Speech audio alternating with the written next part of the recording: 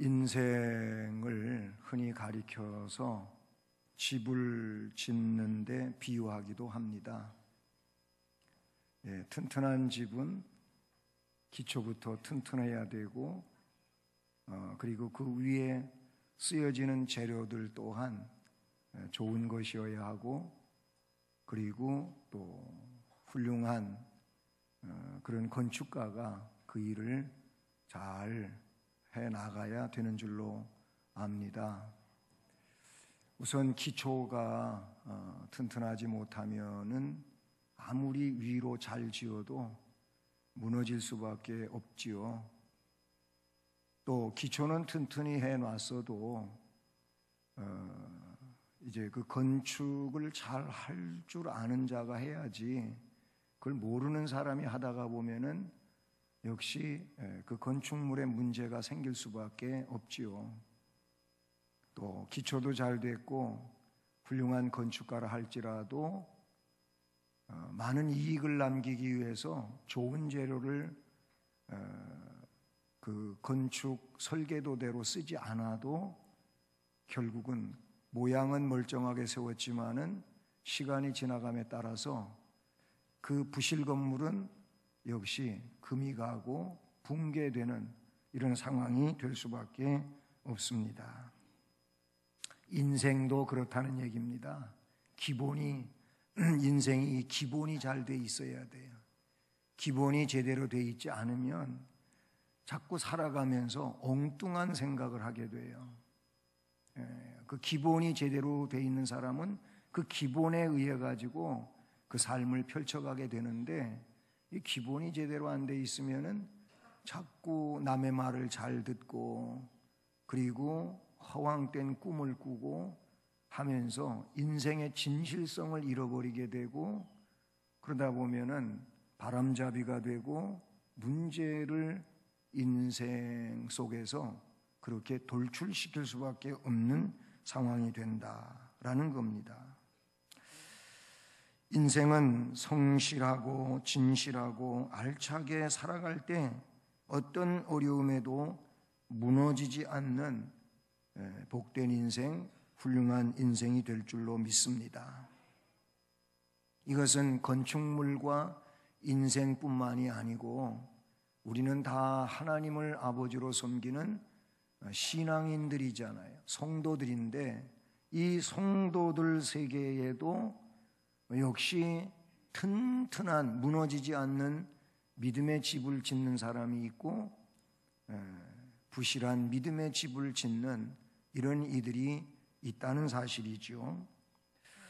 오늘 고린도전서 3장에서는 역시 무너지지 않는, 불타지 않는 믿음의 집을 짓는 사람이 있는가 하면은 불타 없어지는 이런 쓸모없는 믿음의 집을 짓는 사람이 있다고 바울 사도는 예를 들어서 그 기초와 건축 재료를 가지고 설명해 주고 있는 것을 볼 수 있다는 사실이죠.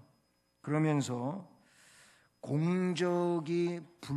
공적을 불로 시험을 하는데 그 불 속에서도 공적이 그대로 남아있는 사람은 상을 받지만, 공적을 불로 시험할 때 그냥 타서 없어진다면 이 사람은 해를 받는다고 말씀하고 있다는 사실이죠. 저는 2019년도 재직으로, 우리 수원성심교회 재직으로 임명을 받아서 또 한 해를 살아가게 될 때 우리 재직들이 전부 공적이 불타 없어지지 않는 상 받는 이런 훌륭한 재직들이 되기를 간절히 원합니다.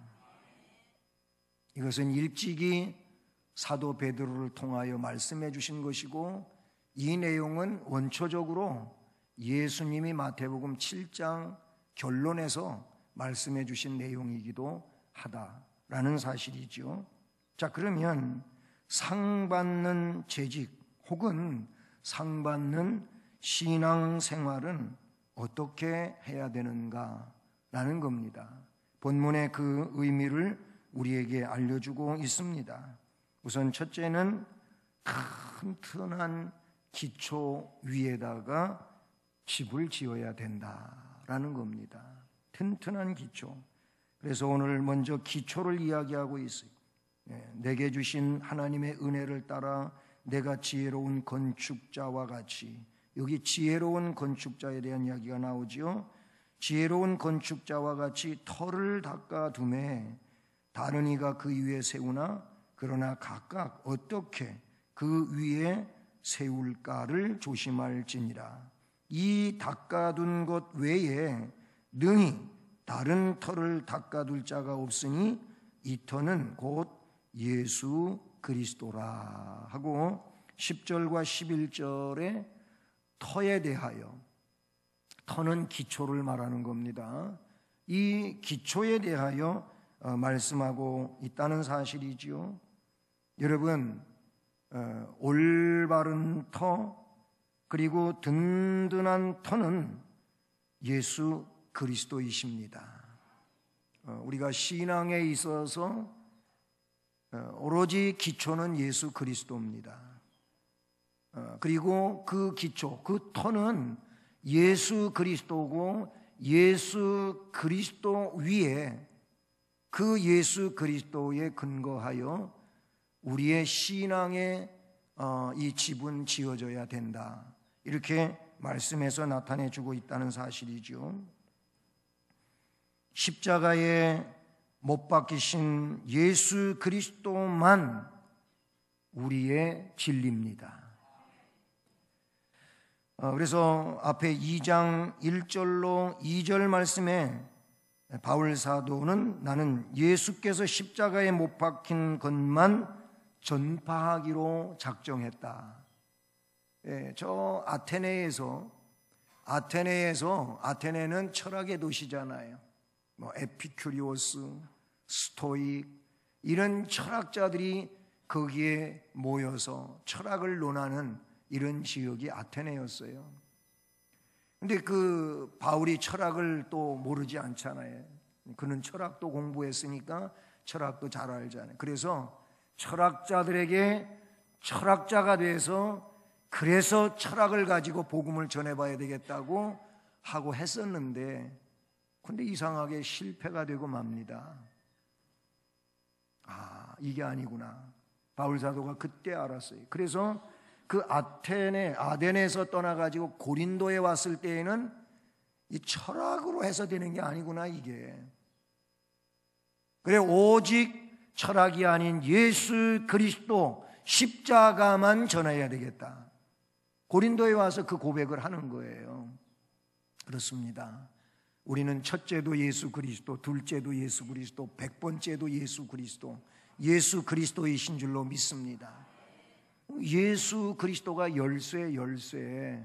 예수 그리스도는 모든 것을 함축하고 있는 기본입니다. 성경에 어디를 줄이 있다 해서 붙잡아 다니면 거기엔 전부 예수 그리스도가 연결되어 있는 줄로 믿습니다.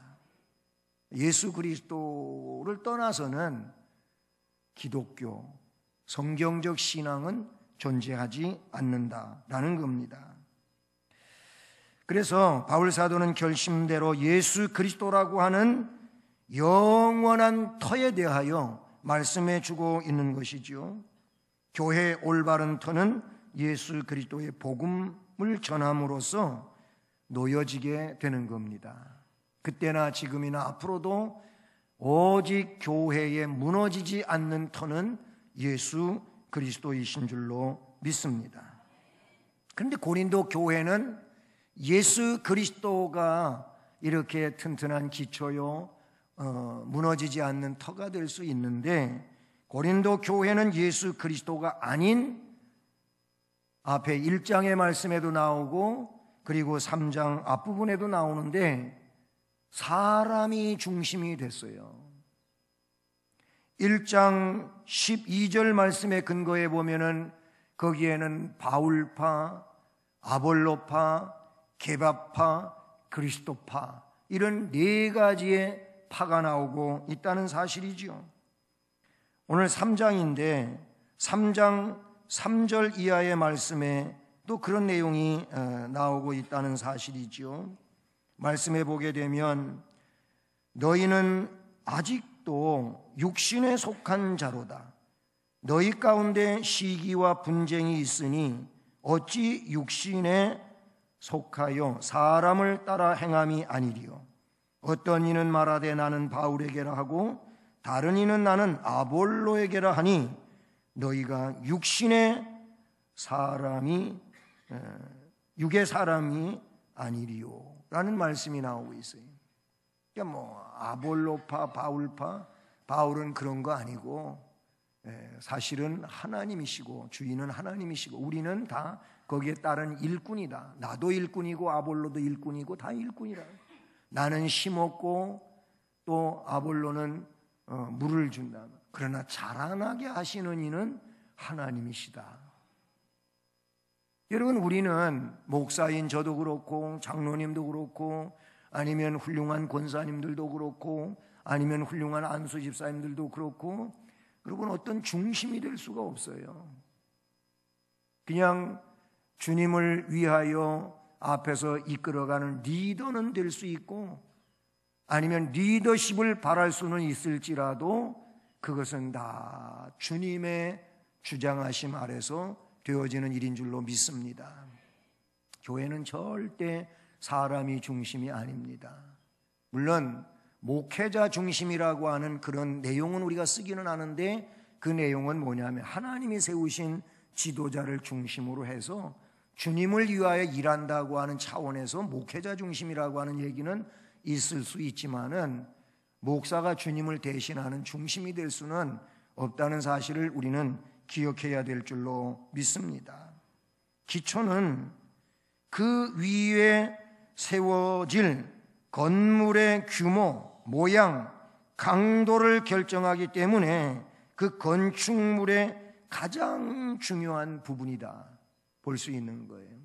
그래 3층 집 짓는데 기초하고 10층 건물 짓는데 기초하고 50층 건물 짓는데 기초는 같을 수가 없어요. 달라요. 그냥 위에 3층 건물에 대한 것들을 잘 버팀목으로 있을 수 있으면 되는 거예요. 3층 지면서 50층 짓는 그런 기초를 할 일은 아니지 않습니까? 50층을 짓는 건물에다 갖다가 3층을 짓는 그런 기초를 했다면은 이 건물은 붕괴할 수밖에 없는 겁니다. 그 기초는 결국 그 건물에 대한 간음이라고 볼 수 있다는 사실이죠. 그리스도라는 터 위에 행해지지 않는 사역은 일순간 성공하는 것처럼 보여질지라도 결국에는 무너지는 신앙, 무너지는 내용이 될 수밖에 없다는 것입니다. 주님은 말씀해 주셨어요. 마태복음 16장 신앙 고백과 관계돼서 우리가 잘 알고 있는 대로 사도 베드로가 주님은 그리스도시요 살아계신 하나님의 아들이십니다. 한번 해볼까요? 시작. 주는 그리스도시요 살아계신 하나님의 아들이시니이다. 아멘. 베드로가 그런 고백을 했어요. 16장 16절에서. 그랬더니 주님이 베드로를 향해 너는 정말 복 있는 고백을 했다. 그런데 이 고백은 육적인 문제로서 네가 할 수 있었던 게 아니다. 그거는 하늘에 계신 아버지께서 할 수 있게 해주신 것이다 라고 하시면서 18절에 뭘 말씀하시냐면은 바로 네가 고백한 그 신앙 고백 위에다가 내가 내 교회를 세우겠다. 주님이 주님의 교회를 주는 그리스도시여 살아계신 하나님의 아들이십니다라고 고백한 그 고백 위에다가 내가 내 교회를 세운다. 그런데 이렇게 세워진 내 교회는 음부의 권세가 무너뜨리지 못한다. 할렐루야. 결국 뭡니까? 올바른 신앙 고백이 무너지지 않는 터가 되는데 그 올바른 신앙 고백으로서 무너지지 않는 터는 예수님이 그리스도시며 하나님이시라고 하는 고백인 겁니다. 신앙의 든든한 기초는 뭐냐면 바른 신앙 고백입니다. 그렇습니다. 마태복음 7장 24절로 27절에 보면은 반석 위에 무너지지 않는 믿음의 집을 지은 사람과 모래 위에다가 형편없게 무너질 이 믿음의 집을 짓는 사람이 있다고 말합니다. 그 차이는 어디에 있는 거냐면 내가 해준 말을 듣고 그 말씀을 따라 행하는 사람은 무너지지 않는 믿음의 집을 짓는다. 말씀을 듣고 행하는 사람, 말씀을 듣고 지키는 사람은 비가 내리고 창수가 오고 그리고 물결이 덮쳐온다 할지라도 끄떡없다 그 얘기. 왜냐하면 믿음의 집을 그 반석 위에다 놓았기 때문이다. 하지만 겉은 멀쩡해 보이고 아무 문제가 없을 때는 똑같아 보이지만 그러나 환난을 만날 때 거기서 비가 내리고 바람이 불고 물결이 덮쳐오는 걸 말하는데 그건 환난이에요. 이럴 때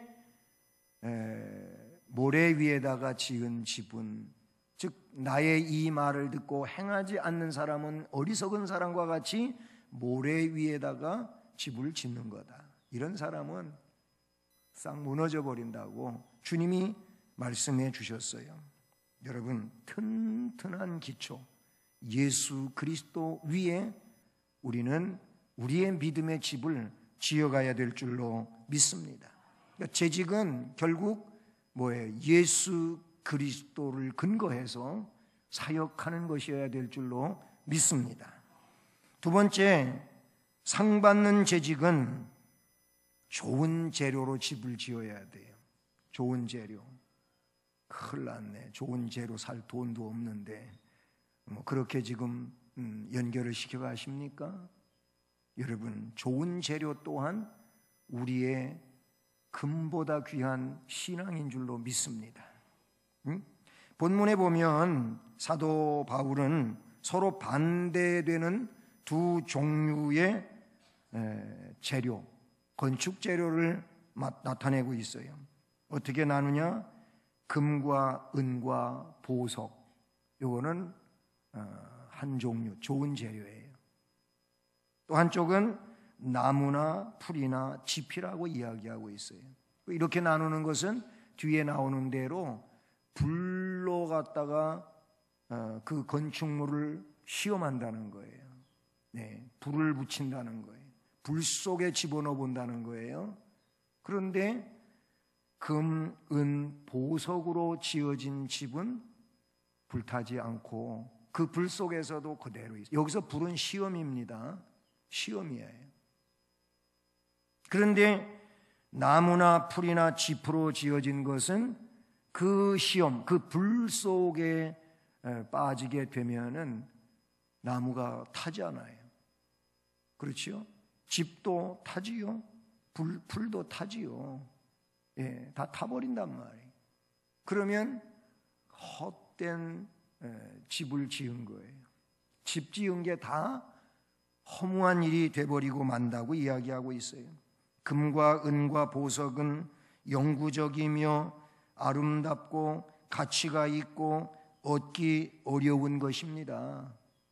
금 어디 얻기 쉬워요? 예, 보석을 어디 얻기가 쉬워요? 쉬운 거는 값이 싸겠죠. 예, 값이 비싸잖아요. 어렵잖아요.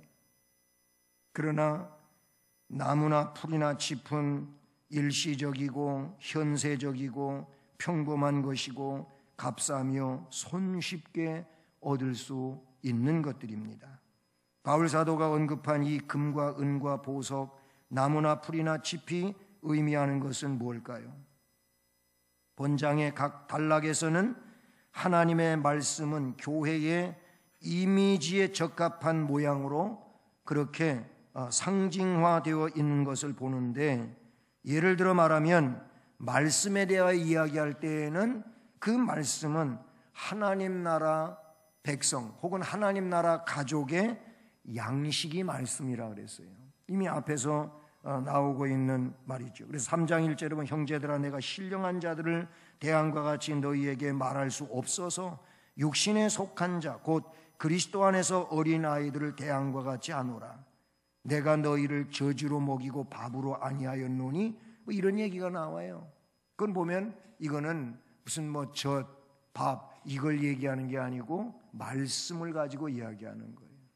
말씀에 어떤 그냥 쉽게 접할 수 있는 말씀도 있지만 좀 말씀이 진리이기에 어려운 말씀도 있잖아요. 그럼 신앙의 연조에 따라서 신앙생활을 오래 했으면은 말씀을 잘 이해할 수 있어야 되는데 맨날 들어도 거기서 거기요. 이해가 안 돼. 이게 뭐냐면 어린아이 신앙이다 그런 얘기예요. 그러니 이런 어린아이 신앙인을 어떻게 밥을 먹일 수 있냔 말이에요. 다시 저 우유병을 물려야지. 참 유치하게는 유치한 거예요. 그걸 이야기해요. 그런 차원에서 보게 되면 이 말씀을 양식으로 그렇게 비유하고 있고요. 하나님의 밭에 뿌려진 씨로 이야기하기도 하고 하나님의 성전을 세우기 위한 건축 자재로 이야기하고도 있다라고 볼 수가 있다는 사실이죠. 고린도 교회 성도들은 말씀 속에 나타난 하나님의 지혜를 의지해야 마땅한데 하나님의 지혜를 의지해야 마땅한데 인간의 지혜와 세상의 지혜로 자꾸 교회를 세우려고 한단 말이에요. 이거는 그냥 사람이 세운 교회에 지나지 않아요. 주님이 세우신 교회가 아니에요. 우리 주님이 세우신 교회는 주님의 지혜로서 인도되어져야 하고 그렇게 이끌려져야 된다 그런 얘기예요.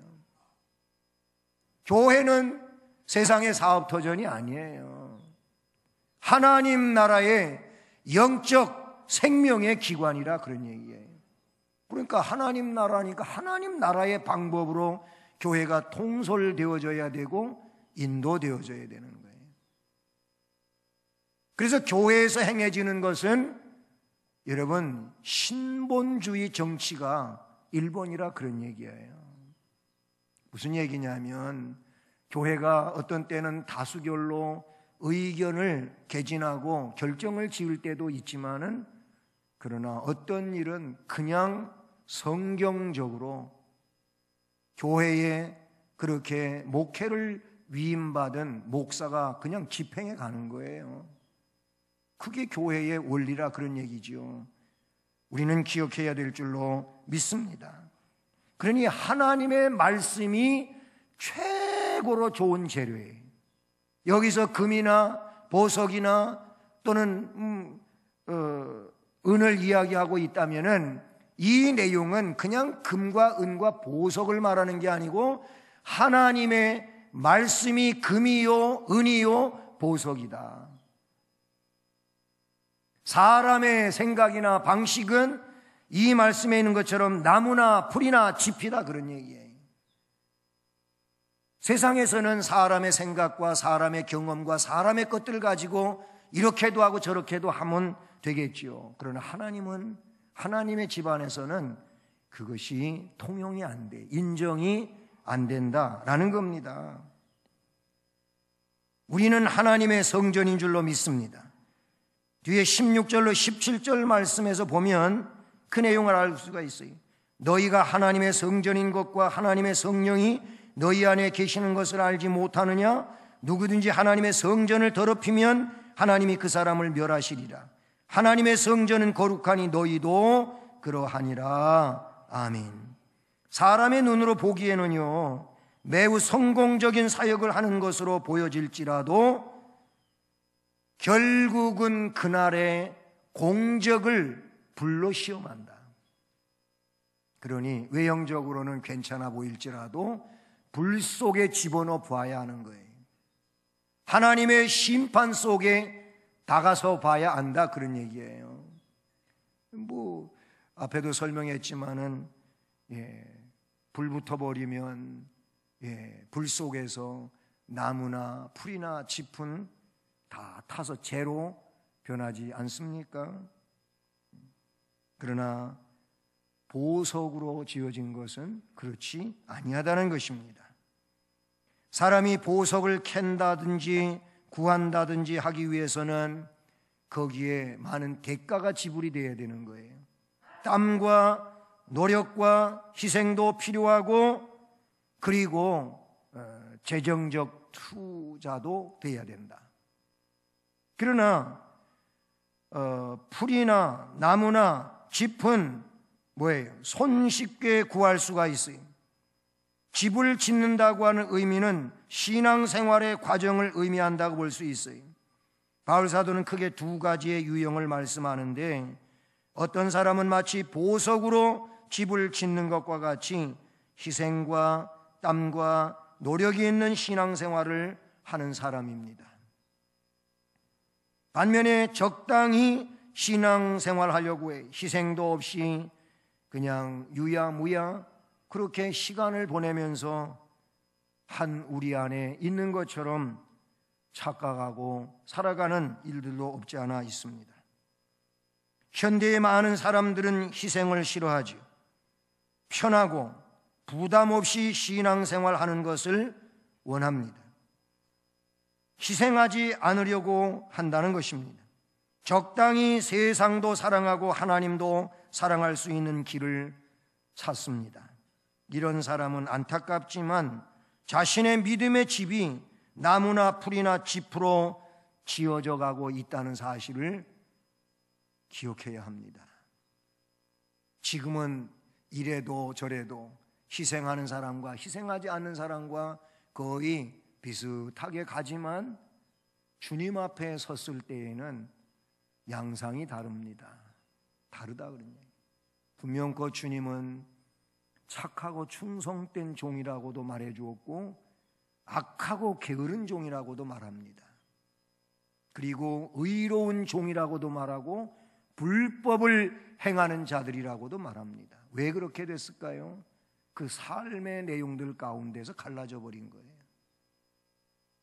살아온 과정을 가지고 주님 앞에 섰을 때 그때 어쩔 수가 없어요. 나뉠 수밖에 없다는 것을 우리 주님은 말씀해 주셨다는 사실입니다. 보석으로 집을 짓기 위해서는요, 보석을 캐내는 것도 중요하고 구하는 것도 중요하지만 그거를 또 건축물로 쓰기 위하여 다듬는 시간도 필요해요. 이게 뭘 이야기하냐면은 내가 주를 위하여 정성을 다하고 마음을 다하고 뜻을 다하고 그렇게 살아가는 과정을 의미한다고 볼 수 있습니다. 나무나 풀이나 짚으로는 빠르게 집을 지을 수도 있어요. 그렇지 않습니까? 보석을 가지고는 그렇게 할 수가 없습니다. 신앙생활도 시간이 필요해요. 훌륭한 신앙은 금방 만들어지는 게 아니에요. 자기 자신과의 끊임없는 싸움 속에서 조금씩 성화되고 변화되면서 만들어져 가는 겁니다. 운동선수도 그렇잖아요. 훌륭한 운동선수가 하루아침에 탁 튀어나오는 거 봤습니까? 제가 가지고 있는 영상에도 보니까 한때 금메달을 몇 개씩 땄던 김연아 피겨스케이팅 선수에 대한 영상이 있어요. 그런데 그가 금메달 따기까지 얼마나 빙상장에서 스케이팅 하다가 아니면 점프하고 회전하다가 그냥 엉덩방아를 찢고 무릎이 까지고 그래서 막 온몸이 멍들고 그리고 아파가지고 쩔쩔매고 또 치료를 받고 한 일이 얼마나 많은지 몰라요. 그는 금메달 하나를 위해 가지고 그렇게 넘어진 게 수십만 번이라는 거예요. 그런 내용 속에서 그게 나온 거예요. 축구 선수는 안 그렇습니까? 우리나라에서 2002년도에 월드컵 한 거 지금도 남자분들은 그것만 보면 가슴이 뛴다 그래요.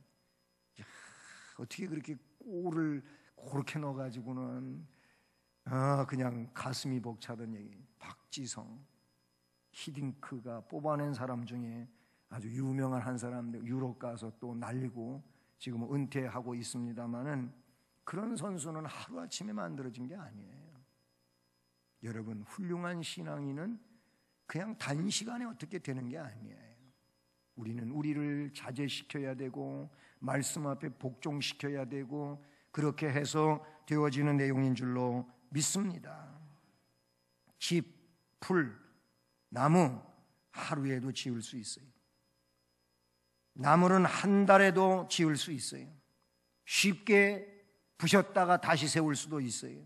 그러나 보석으로는 그럴 수 없어요.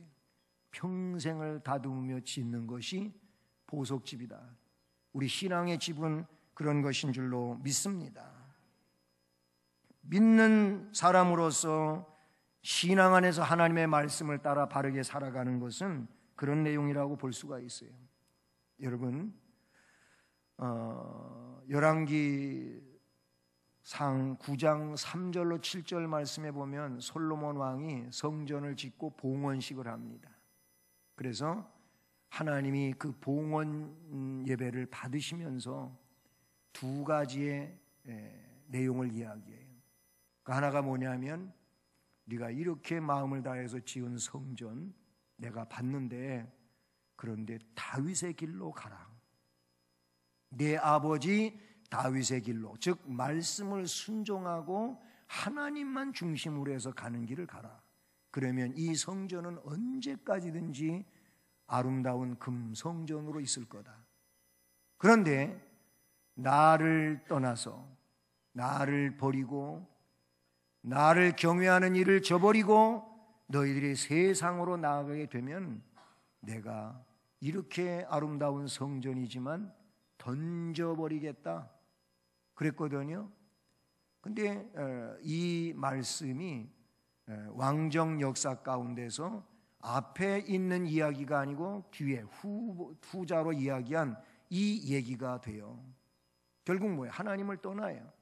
하나님과 멀어져요. 불신앙적으로 살아요. 우상 숭배에 빠져요. 그래가지고 열왕기하 25장에 보면 열왕기상에서 말씀했던 그 내용이 열왕기하 25장에서 바벨론에 의하여 백성들은 포로가 돼서 끌려가고 성전은 불타버리고 회파되어지고 전부 돌이 성전 벽돌이 무너져요. 그런 얘기가 열왕기하 25장에 나와요. 예루살렘 성전, 솔로몬 성전이 그냥 다 무너져버리고 말았어요. 뭔 얘기합니까? 그들의 신앙이 다윗의 길로 가는 신앙이면 하나님이 보존시켜 주지만 다윗의 길로 가지 아니하고 불신앙의 길로 가게 되면은 성전은 무너지는 거예요. 그건 우리 개인적인 우리 마음, 우리 영혼의 성전도 그러하고 우리 신앙들이 거기에 준한다고 하는 것을 우리는 기억해야 합니다. 마지막으로는 여러분, 무너지지 않는 성전, 무너지지 않는 재직으로서 상받는 재직이 되려면 미래의 영광을 생각하며 집을 지어야 돼요. 지금의 문제가 아니에요. 앞을 내다봐야 돼요. 미래의 영광을 생각하며 집을 지어라. 오늘 말씀해 보면 13절로 15절의 내용을 주목해 보면 불이 각 사람의 공적을 밝히는 때가 온다는 겁니다. 불이 공정을 밝힌다고 하는 것은 마지막 하나님의 심판을 상징한다 그 얘기예요. 그때 결과가 다 드러나는데 비록 겉은 화려하게 장식했다 할지라도 나무나 풀이나 짚으로 지어진 신앙에 있어 귀한 것이 아닌 그냥 대충 신앙으로 살아온 이 내용은 불타버린다는 겁니다. 이거는 성령 안에서 말씀을 기록한 사도 바울이 말씀을 기록한 내용입니다. 그러나 꾸준히 주님을 위해 희생을 하며 다른 사람들이 세상과 짝할 때 하나님의 말씀을 따라서 묵묵히 자기의 십자가를 지고 주님을 따른 사람들은 불길이 닥쳐도 머리털 하나 상하지 않고 영광을 얻게 될 줄로 믿습니다. 다니엘이 또는 그 세 친구가 불 속에서라도 사자굴 속에서라도 해를 당하지 않은 것은 하나님 중심이었기 때문인 줄로 믿습니다. 힘들어도 주님이 주신 사명을 따라 살았던 사람들, 융통성이 없다는 말을 들었던 사람들, 그들이 지은 집은 불길이 닥쳐도 머리털 하나 상하지 않고 그때에 비로소 보석의 실체가 드러나는 영광을 얻게 된 줄로 믿습니다. 하나님이 내가 가는 길을 아시나니 그가 나를 단련하신 후에는 내가 뭐같이 정금, 지금 성경은 순금같이 되어 나오리라. 그 전엔 정금과 같이 하고 나온다 그랬어요. 여러분, 누가 단련을 받고 그 단련 속에서 제대로 재련된 신앙인들은 정금신앙 은혜로 나아가게 되는 줄로 믿습니다. 그리고 그들은 상을 받아요. 우리 상 받는 재직되기를 바랍니다. 열심히 합시다. 충성합시다. 네, 그래요.